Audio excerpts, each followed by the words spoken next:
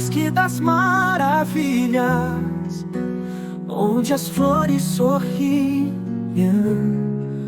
Os coelhinhos trabalham felizes, enquanto as estrelas reluzem.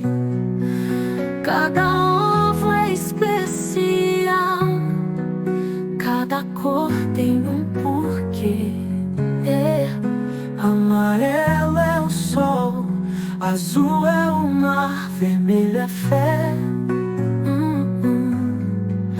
O verde é esperança, o roxo é magia. E todos juntos formam a alegria do dia.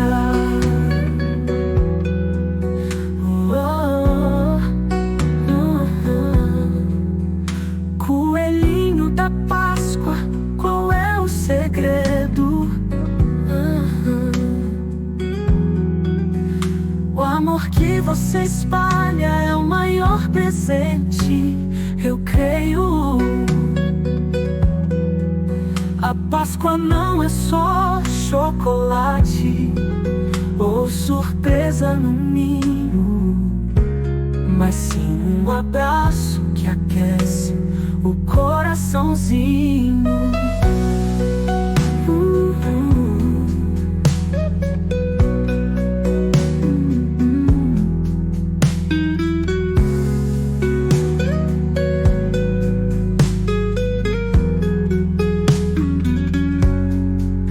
Cada ovo é especial, cada cor tem um porquê. Amarelo é o sol, azul é o mar, vermelho é fé. O verde é esperança, o roxo é magia, e todos juntos formam a alegria do dia. Coelhinho da Páscoa, qual é o segredo? O amor que você espalha é o maior presente, eu creio. A Páscoa não é só chocolate ou surpresa no ninho, mas sim um abraço que aquece o coraçãozinho.